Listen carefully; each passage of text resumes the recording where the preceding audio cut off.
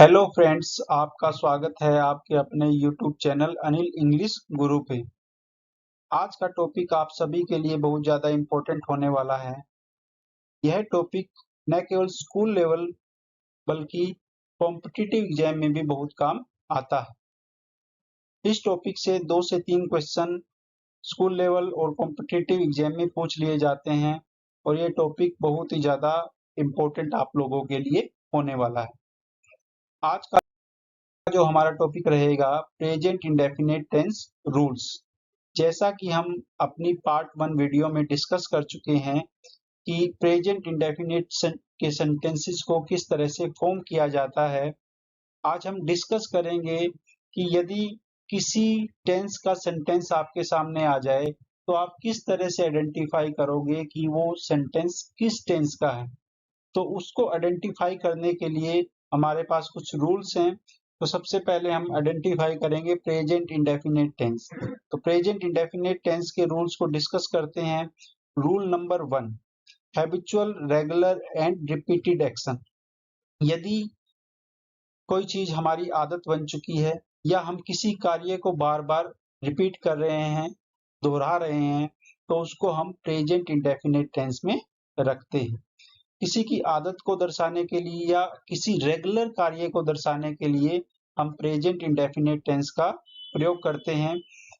तो first example है हमारा, Ravi gets up at 6 AM every morning. Ravi जो है प्रतिदिन 6 बजे उठता है, तो उसकी आदत में शुमार हो चुका है वो।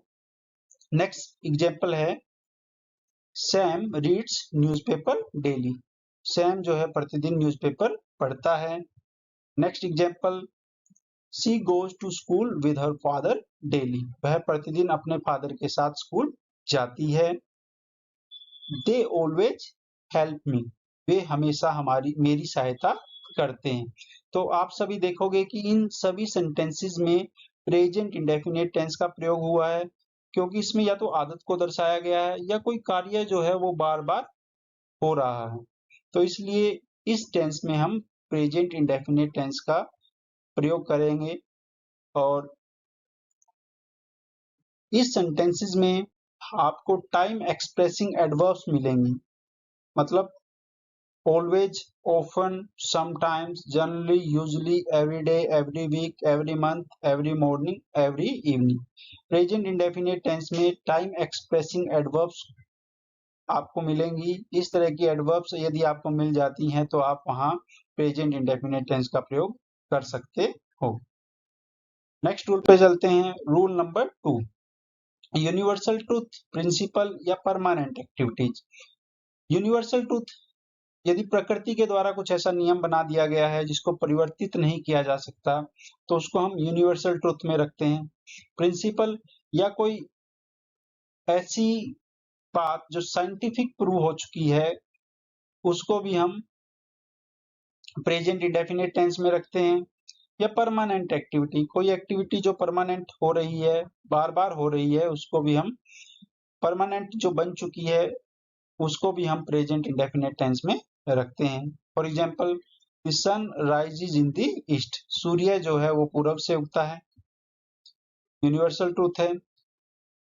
Water boils at 100 Celsius. पानी जो है 100 सेल्सियस पे बॉइल्स होता है।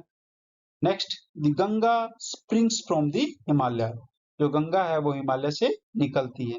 तो इन सभी सेंटेंसेस में हम प्रेजेंट इंडेफिनिट टेंस का प्रयोग करेंगे, क्योंकि इसमें या तो यूनिवर्सल ट्रूथ को दर्शाया गया है, या प्रिंसिपल या साइंटिफिक थ्योरी कुछ प्रूव की गई है, या परमानेंट एक्टिविटी है, जो एक्टिविटी जो बार बार हो रही है या परमानेंट बन चुकी है, उसको भी हम प्रेजेंट इंडेफिनिट टेंस में दर्शाते हैं। नेक्स्ट है रूल नंबर 3, मेंटल एक्टिविटी या इमोशंस। अपनी मेंटल एक्टिविटी को दर्शाने के लिए या अपनी भावनाओं को दर्शाने के लिए भी हम प्रेजेंट इंडेफिनिट टेंस का प्रयोग करते हैं। For example, we believe in God. हम भगवान में विश्वास रखते हैं। या ही अंडरस्टैंड्स माई प्रॉब्लम। वह मेरी प्रॉब्लम को समझता है। तो इस तरह की मेंटल एक्टिविटी या इमोशंस को शो करने के लिए हम प्रेजेंट इंडेफिनिट टेंस का प्रयोग करते हैं। और इसमें मेंटल एक्टिविटी और इमोशंस को शो करने के लिए कुछ वर्ब्स हैं। इन सभी वर्ब्स का प्रयोग या तो मेंटल एक्टिविटी या इमोशंस को शो करने के लिए हम यूज करते हैं, और हमें ये बात ध्यान देने योग्य है कि इन सभी वर्ब्स का प्रयोग प्रेजेंट इंडेफिनिट टेंस में ही होता है। इनमें से किसी भी वर्ब का प्रयोग आप प्रेजेंट कॉन्टिन्यूअस टेंस में नहीं करोगे। तो ये ध्यान रखना, इम्पोर्टेंट बात है कि इन सभी वर्ब्स का प्रयोग आप केवल प्रेजेंट इंडेफिनिट टेंस में ही करोगे। Next, rule number 4, it is very important rule.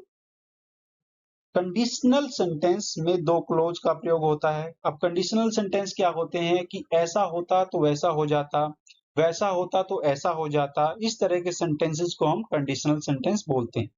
और इसमें दो क्लोजेस का प्रयोग होता है। इनमें एक प्रिंसिपल क्लोज होता है जिसको आप मेन वाक्य बोल सकते हो, मुख्य वाक्य बोल सकते हो, और एक सबऑर्डिनेट क्लोज का प्रयोग हो सकता है जिसको आप गौण वाक्य या उपवाक्य बोल सकते हैं। तो सबसे पहले प्रिंसिपल क्लोज को समझ लेते हैं। प्रिंसिपल क्लोज को इंडिपेंडेंट क्लोज भी बोला जाता है। A principal clause contains a subject and a predicate and make sense itself. एक प्रिंसिपल क्लोज में एक अपना सब्जेक्ट होता है और एक प्रेडिकेट मतलब अपनी वर्ब होती है, एंड मेक सेंस इटसेल्फ, और ये अपने आप ही सेंटेंस की सेंस को कंप्लीट करता है। सेंटेंस की सेंस को कंप्लीट करने के लिए प्रिंसिपल क्लोज को दूसरे क्लोज पे डिपेंड नहीं रहना पड़ता। एग्जाम्पल देखते हैं। एग्जाम्पल है यू विल विन, आप जीतोगे। तो ये हमारा जो है प्रिंसिपल क्लोज है, इसमें एक अपना सब्जेक्ट है, अपनी वर्ब है, तुम जीतोगे। तो इसमें इस सेंटेंस को पूरा करने के लिए, जो इस सेंटेंस की सेंस को पूरा करने के लिए इस क्लोज को किसी दूसरे क्लोज पे डिपेंड नहीं रहना पड़ता, इसलिए इसको प्रिंसिपल क्लोज बोला जाता है, इंडिपेंडेंट क्लोज बोला जाता है, या मेन क्लोज बोला जाता है। इंडिपेंडेंट मतलब जो अपने आप में आजाद है। नेक्स्ट है सबऑर्डिनेट क्लोज और डिपेंडेंट क्लोज, जो दूसरे पे निर्भर है। ठीक है, a subordinate clause is a clause that doesn't complete the sense and it depends on the principal clause for its complete sense। एक सबऑर्डिनेट क्लोज जो होता है वो अपने आप में अपनी सेंस को कंप्लीट नहीं करता, it depends on the principal clause, और अपनी सेंस को कंप्लीट करने के लिए सबऑर्डिनेट क्लोज को प्रिंसिपल क्लोज पे डिपेंड रहना पड़ता है। एग्जाम्पल देख लेते हैं। इफ यू रन फास्ट, यदि आप तेज दौड़ोगे तो क्या होगा। इस सेंस को पूरा करने के लिए इस सेंटेंस को सबऑर्डिनेट क्लोज को प्रिंसिपल क्लोज पे डिपेंड रहना पड़ रहा है। तो देखते हैं, एग्जाम्पल है इफ यू रन फास्ट, यदि आप तेज दौड़ोगे, you will win the race, आप रेस को जीत जाओगे। तो इफ यू रन फास्ट, इसमें क्या है, सबऑर्डिनेट क्लोज है। You will win the race, आप रेस जीत जाओगे, इसमें क्या है, प्रिंसिपल क्लोज है। नेक्स्ट है सबऑर्डिनेट क्लोज। जो हमारा सबऑर्डिनेट क्लोज होता है वो या तो इफ से शुरू होगा, या व्हेन से, या बिफोर से, या आफ्टर से, या टिल से, या अनटिल से, या अनलेस से, एज सुन एज, या as long as. Subordinate clause in किसी भी एडवर्ब से स्टार्ट हो सकता है। और एक बात ध्यान देने योग्य है कि जो हमारा सबऑर्डिनेट क्लोज है, यदि कंडीशनल सेंटेंस है और कंडीशनल सेंटेंस में एक क्लोज में आपको प्रेजेंट इंडेफिनिट सेंटेंस मिलेगा और एक क्लोज में आपको फ्यूचर इंडेफिनिट टेंस का सेंटेंस मिलेगा। तो एक बात आपको हमेशा ध्यान रखनी है, जो सबऑर्डिनेट क्लोज है उसको आप प्रेजेंट इंडेफिनिट टेंस में रखोगे और मेन क्लोज को आप फ्यूचर इंडेफिनिट टेंस में रखोगे। सबऑर्डिनेट क्लोज में आप स्ट्रक्चर को फॉलो करोगे, सब्जेक्ट प्लस वर्ब की first form SEIES plus object, और जो मेन क्लोज है उसमें आप प्रेजेंट फ्यूचर इंडेफिनिट टेंस का structure subject plus will shell plus verb की फर्स्ट फॉर्म प्लस ऑब्जेक्ट को फॉलो करोगे। तो इसमें आप देख सकते हो, अनलेस शी वर्क्स हार्ड, जब तक वह कठिन परिश्रम नहीं करती, शी विल नॉट सक्सीड, वह सफलता प्राप्त नहीं करेगी। नेक्स्ट सेंटेंस है if he comes here, if he comes here he will help me, यदि वह यहाँ आता है वह मेरी सहायता करेगा। तो आप देख सकते हो जो सबऑर्डिनेट क्लोज है ये प्रेजेंट इंडेफिनिट टेंस में दिया गया है। तो this is very important rule, keep in your mind this rule. तो कुछ एग्जाम्पल इन रूल्स पे आधारित है, उनको हम करते हैं। देखिए, death, dash to everyone sooner or later। तो इसमें देख लेते हैं, इसमें आएगा comes, death comes to everyone sooner or later। The earth dash round the sun, the earth moves round the sun। They usually dash English, they usually speak English।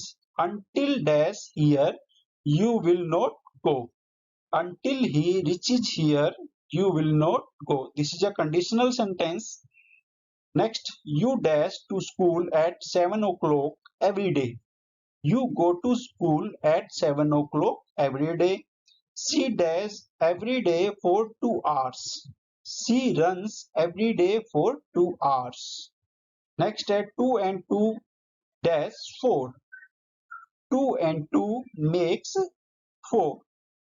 Next, we dash with our right hand, we write with our right hand। Exceptional case में कुछ लोग left hand से लिखते हैं, लेकिन most of the cases people write with their right hand. Radha always dash for her bright future, Radha always prays for her bright future. The sun dash in the west, the sun